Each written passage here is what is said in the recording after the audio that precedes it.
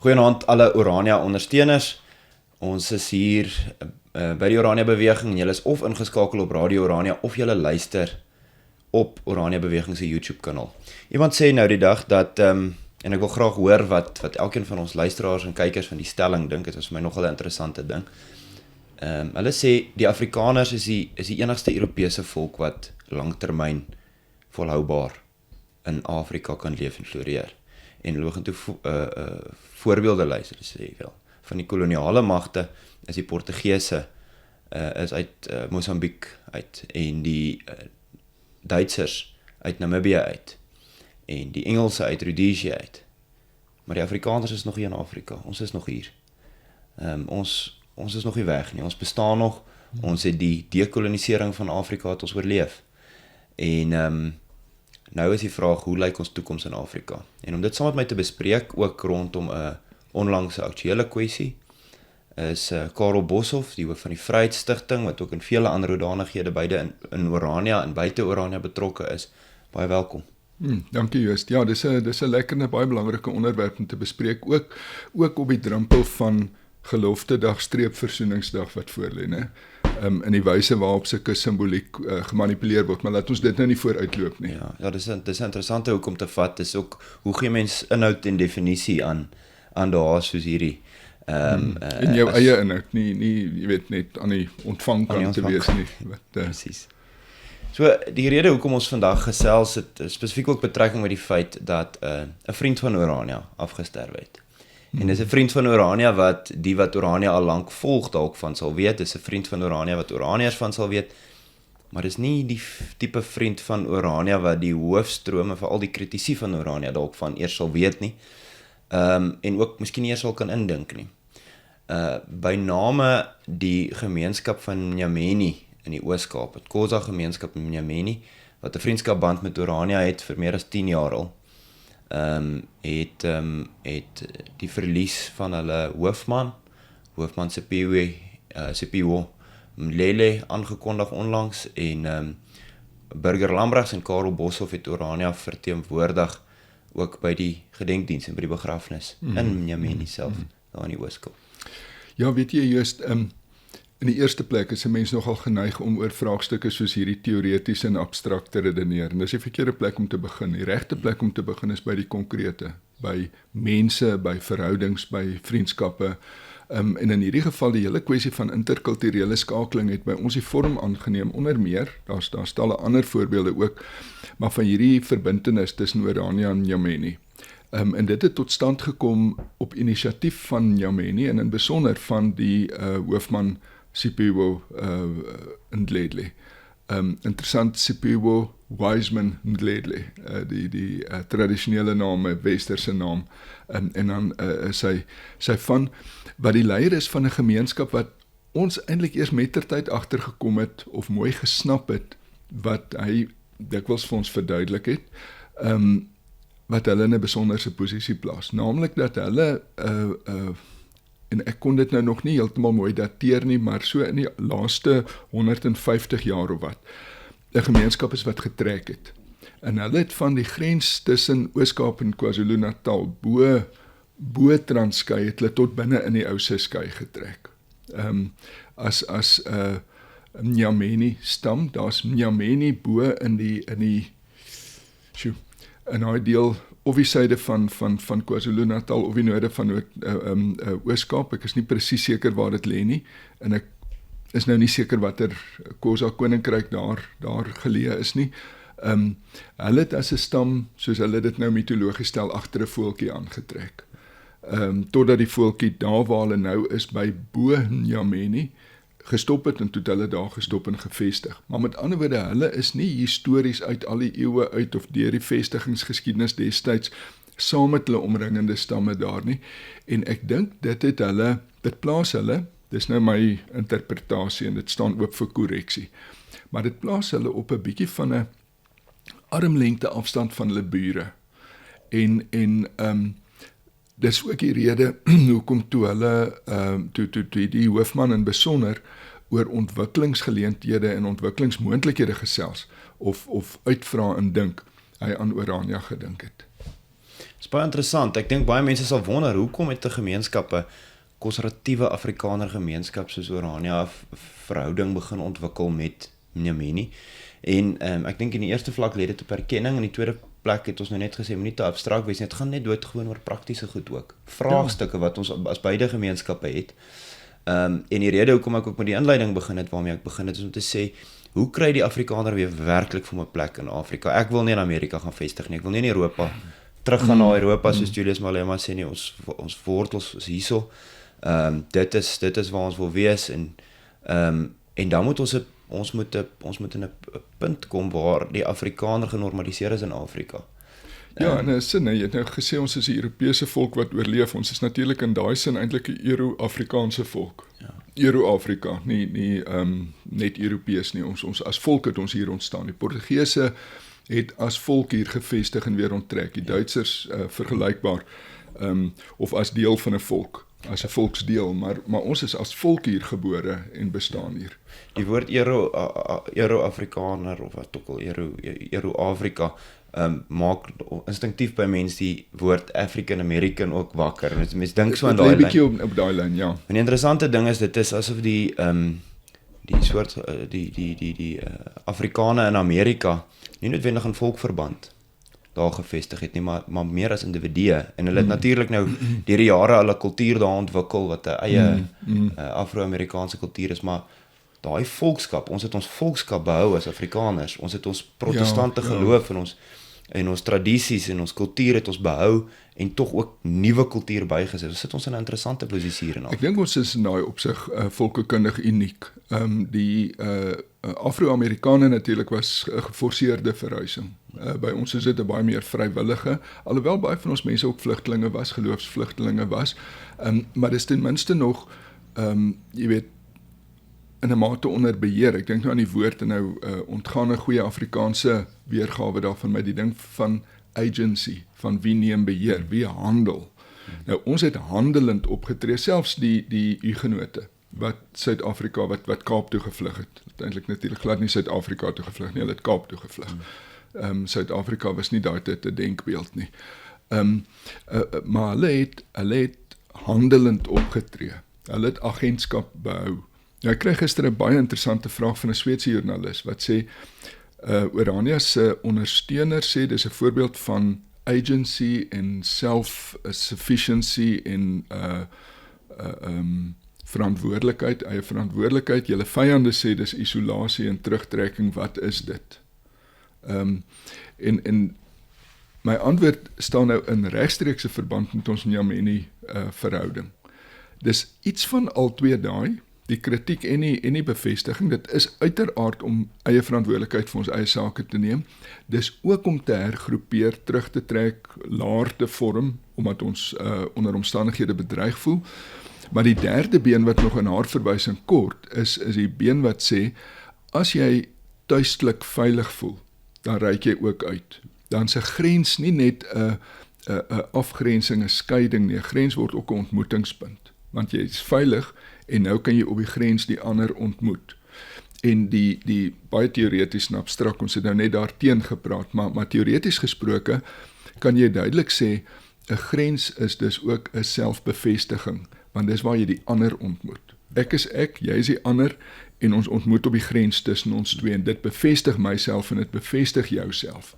Met ander woorde, ons wat behoudende 'n kultuurbeskouing handhaaf, vrees nie grense nie en hoef nie grense te vrees nie en hoef nie die ontmoeting op die grens te vrees nie, want dit bevestig ons. En ons het 'n huis. En ons het 'n huis. Oomblik as mense stabiliteit het met mobiliteit. Presies. En nou ons verhouding met Mnyameni was presies dit. Hulle is 'n gemeenskap wat baie seker is oor wie hulle is en wat groot krisisse in die gesig staar. Hulle soek hulp. Ons is 'n gemeenskap wat weet wie ons is, wat groot uitdagings in die gesig staar. Ons soek vriende. Op die grens tussen Orania en Mnyameni, wat nie 'n fisiese grens is nie, want hulle is vrek ver van ons af. Maar op die grens tussen ons twee gemeenskappe ontmoet ons mekaar, waardeer ons mekaar, erken ons mekaar, het ons elkeen 'n huis, weet ons wie ons is, weet ons wat ons doelwitte is. Hulle het byvoorbeeld ekonomiese ontwikkelingsdoelwitte. Die een ding wat Hoofman Ndledle uit die staanspoor gesê het is, hulle verloor hulle jeug konstant aan stedelike armoede. as dit nou nog aan stedelike welvaart was, maar hulle verloor hulle jeug na stedelike armoede, hulle kinders gaan leef uit asblikke in Oos-London en Port Elizabeth, in pleks van om daar gevorm en gebou te word en te help bou. Hulle het ekonomiese planne nodig, hulle wil weet wat doen ons, hoe doen ons dit. En dis hoekom hulle ons besoek het, gekyk het wat ons doen. Ons weer het erkenning en aanvaarding nodig, ons het verstaan nodig, ons het mense nodig wat snap dat ons nie anti-Afrika is nie, maar op ons eie manier deel van Afrika is en wil wees. En as sodanig verstaan en erken wil word. Tegelijkertijd die reg het om aan ons eie kant te wees as Afrikaners en verhoudinge wil bou.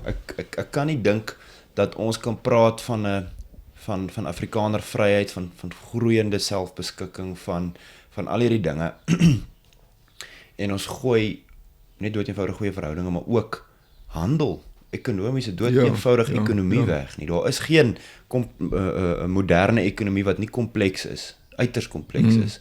En as Afrikaners en verweefd is nie. As Afrikaners se suksesvol maak van een of ander vryheidsdroom, vryheidsideaal, dan moet daar handel wees op die kontinent en internasionaal. Hoor die argeologiese gegevens rakende markte is fascinerend.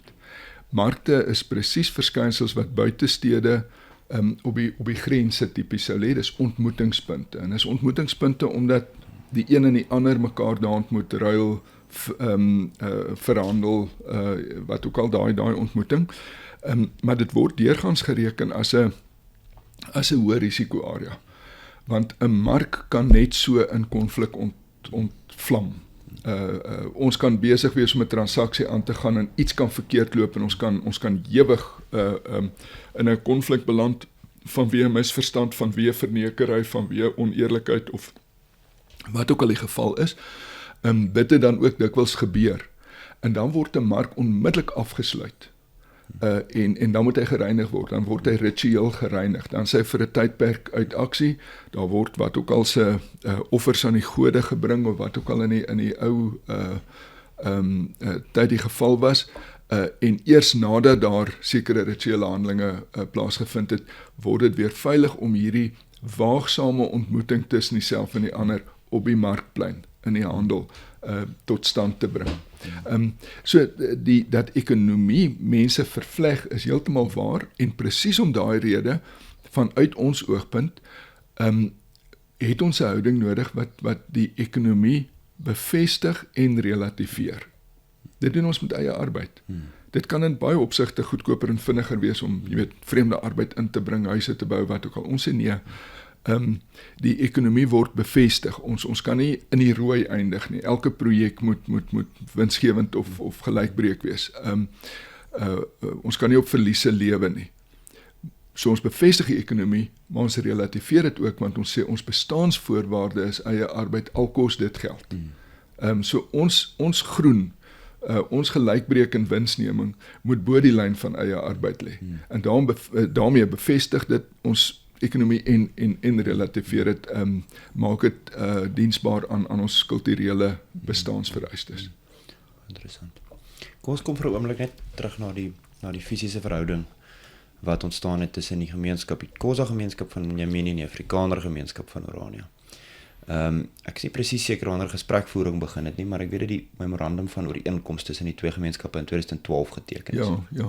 Is deur die twee partye onderteken, wat basies as volg lei, in erkentlikheid en afhanklikheid van God, staan ons as twee gemeenskappe wat beide selfbeskikking nastreef. Mnyameni met 'n fokus op die ekonomiese uitbouing, Orania met fokus op ekonomie, kultuur en meer, en ook polities. En die aard daarvan moet dan wees dat die gemeenskappe by mekaar kan leer en met mekaar kan handel en so aan. En dit is dan so op skrif en dis onderteken en hang hier buite in die Orania Bewegingskantoor, onder andere ook by die dorpsraad. En dit stel eintlik op 'n manier die vereistes, die minimum vereistes vir gesprekvoering, vir verdere gesprekvoering. En vir erkenning ook. Dis eintlik 'n baie waardevolle dokumentjie, kort, né? Dis nie 'n bladsy lank nie, wat die grondslag lê vir goeie verhoudings. Laat ek onmiddellik sê, die verhouding self het tot stand gekom in tyd voorafgaande en daar moet ons baie erkenning gee aan Frans de Klerk wat die verhouding gevestig het. Hy was die kontakpunt gewees. Hoofman Ndledle het met persoon wie se naam hy nou ontgaan geskakel wat vir Frans geken het, wat hom in verbinding gebring het en dit het die grondslag gelê vir wat verder gevolg het.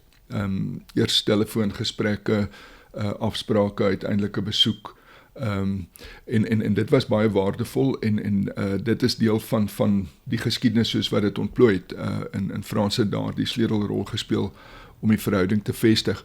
Wat baie interessant is wat na vore gekom het, 'n beeld wat hy gebruik het, die hoofman gebruik het, was uit die Sandspoor om te sê, in Suid-Afrika is daar soos in Rome 'n staat binne 'n staat, naamlik die Vatikaan wat eintlik onafhanklik en selfstandig is. So Suid-Afrika het sy eie Vatikaan, dis Orania. Ons was 'n bietjie verbaas oor die beeld, maar goed en wel. Wat baie interessant was by die begrafnisdiens, en is baie interessant, jy verwys na die erkentlikheid aan God, dit is 'n hoogs Christelike gemeenskap. Volgens 'n inheemse kerkgroepering, waarvan die naam my nou vir die oomblik ontgaan, dis die, ja, laat ek nou nie probeer onthou nie, of probeer sê en verkeerd wees nie, dis 'n inheemse kerk, met baie duidelik apostoliese Christelike grondslag en die hele begrafnis en die hele hantering daarvan was op volledig Christelike grondslag gewees. By die geleentheid het Benjamin, die seun van Sipho, die woord geneem op 'n sekere stadium. Ek verwag dat hy seker ook die opvolgende hoofman sal wees. Hy is interessant genoeg 'n gedoktoreerde microbioloog. Toe ons laas nog met hom spesifiek kontak gehad het, ek laas en maar so 6 of 7 jaar gelede, was hy nog besig met verdere studie. Hy het 'n M-graad in Swede of Noorwe ergens gedoen in microbiologie. En intussen is hy dan nou gedoktoreer. Hy is dus 'n geleerde, intelligente, ontwikkelde mens. En toe hy sy spreekbeurt neem en erkenning gee aan ons teenwoordigheid daar, toe vertel hy eintlik 'n hele kort verhaaltjie oor die destydse verhouding, waar hy sy stempel opplaas, deur te sê, ek dink toe my pa hierdie ding uitgedink het, was ek die eerste een vir wie hy gebel het. En hy het vir my gesê, en te vertel hy nou hierdie hele storie, hier is in Suid-Afrika ook so 'n soort van Vatikaan. En ek dink ek moet met hulle kontak maak, en ek het vir my pa gesê, pa, doen het. Nee, 'n stempel opgesit, gesê, doen het, en in 'n sekere sin, terugskouend, terugwerkend, ek neem eienaarskap van hierdie verhouding, wat baie positief is, waaroor ek baie dankbaar is, want dan beteken dit hierdie vriendskapsverhouding gaan oor geslagte heen voort. Die aard daarvan is interessant, ons is mos projekgedrewe in ons hele aanslag, ons wil soort van weet, wat is dit wat ons doen, jy weet, het ons 'n toerismeprojek, het ons 'n ontwikkelingsprojek, het ons 'n landbouprojek, het ons 'n verwerkingsprojek. Hulle is nie projekgeoriënteerd nie, hulle is verhoudingsgeoriënteerd. Hulle wil weet, is ons daar, ontvang ons mekaar, gesels ons, kuier ons, gesels ons oor die oplossings vir ons probleme. Ja, daar mag 'n projek kom vroeër of later, maar dis eintlik verhouding. En dis interessant om tussen daai wêrelde te beweeg. Ons onderskat maklik verhouding, oorskat projek, ergens moet mense middeweg vind. Ja, dis interessant. Ek dink jy daar was ooit van jou mense kant af enige, en ek sê dit met baie respek, enige versoek vir hulpbronne, of geld, of belegging selfs eers nie. Daar was, nie waarvan ek weet. Daar was iets anders wat baie interessant is. Die heel eerste ontmoeting het ons daarheen gegaan. Ons het mekaar by die hoofman se huis gekry, en ons het so uitgestap na die tuinerye, en 'n bietjie teen die koppie op, om oor die area te kyk. En hy het my so een kant toe gevat.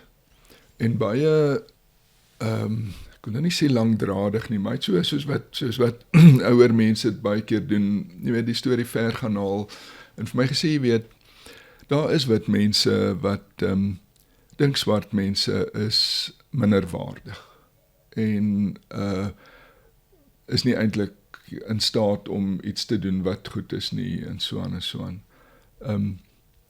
Is dit julle houding? En ek het hom toe nie kort geantwoord nie, gegeewe sy langerige aanloop, sê ek toe vir hom, in die eerste plek direk nee, dis nie ons houding nie, en ek gee hom vir hom 'n verduideliking van hoekom dit nie ons houding is nie, dat ons hele Christelike inslag in die erkenning van menswaardigheid en die gelykheid voor God van alle mense, wat nie uitsluit nie kulturele verskille en so aan. En op sterkte daarvan verduidelik ek dan vir hom nou hoekom ek sê dat dit nie ons benadering is nie. En hy gaan staan so en hy kyk my in die oë, hy sê, dit is belangrik, want dan kan ons vriende wees. Met ander woorde, daar was nie 'n kwessie van, gee vir ons iets nie, wat mense partykeer verwag en wat ongelukkig deur baie gebeure bevestig word nie, dit was glad nie die houding nie, die houding was, het ons werklik grondslag vir samewerking, vir vriendskap, en toe hy daarvoor bevestiging kry. Toe is dit positief en toe van daar af. Dis my duidelik, as hy daar 'n dubbelsinnige, dubbelhartige antwoord gehad het van ja, jy weet, ons weet nou nie eintlik wat julle werd is nie, of wat ook al, dan sou die besoek beleefd afgesluit gewees het en niks daarna gebeur het nie. Baie interessant. Ek dink is ook interessant, dit is op 'n manier, ek wil amper die woord, progressief is nie die regte woord nie, want dit is so misbruik deesdae. Maar dit is mens moet redelik kulturele selfvertroue hê om vanuit 'n baie tradisionele swart gemeenskap uit te reik na Orania.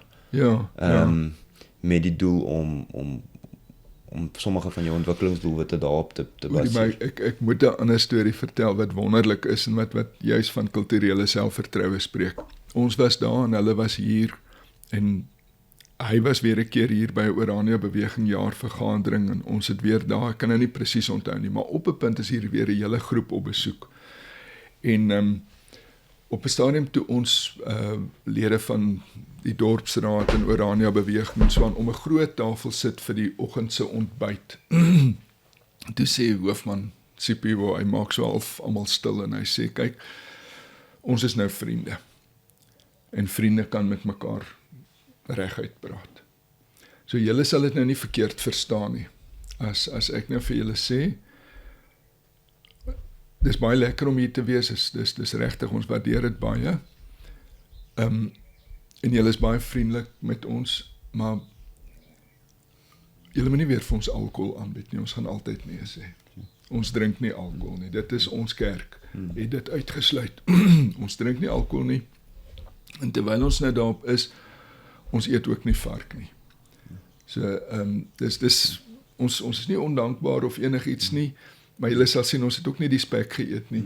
Nou ken julle ons beter. En wat meer is, julle is altyd welkom by ons.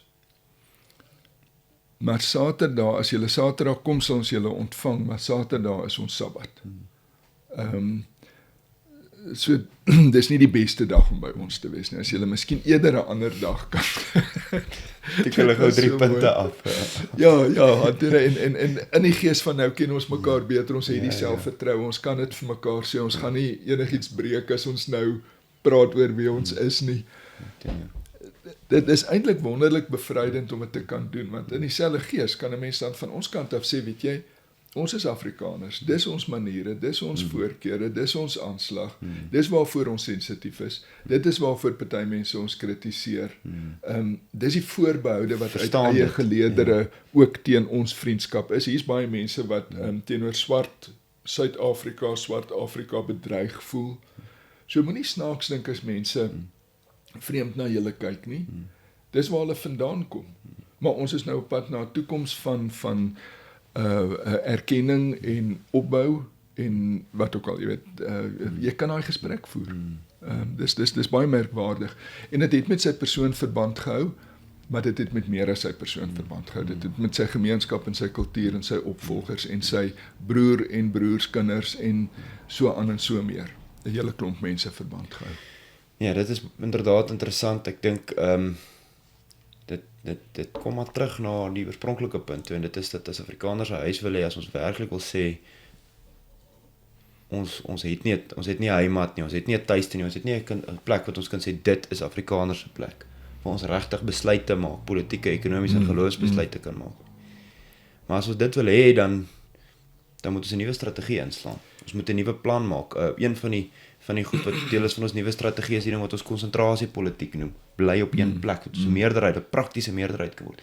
Die tweede een is om te sê doen jou eie werk sodat jy 'n demografiese meerderheid kan bly in die eerste plek, sodat jy nie of dit nou 'n klomp Pole of Chinese of wie ook al is wat jou werk kom doen of 'n klomp Xhosas of Zulus, die meerderheid wat die werk doen bepaal ook tot 'n groot mate die kultuur. So doen jou eie werk, bly 'n demografiese meerderheid, maar ook dan om te sê deur nie ander mense te misbruik nie, kan niemand ooit die vinger na ons wys en sê hulle moes ons toekoms vir ons bou nie. En daarom leef ons ook in reg en geregtigheid. En dan die volgende ding is om te sê, as jy erkenning wil hê, moet jy ook erkenning gee. Mnyameni is ver van Orania af. Prakties, dag tot dag is al geen interaksie eintlik nie. Maar in die sin dat hulle ook moeg is vir hoofstroom politieke partye wat hulle indoen net om hulle stemme te kry en hulle dan probeer misbruik. Soos wat hulle ook moeg is vir min tot geen beheer oor hulle dag tot dag sake en swak dienslewering.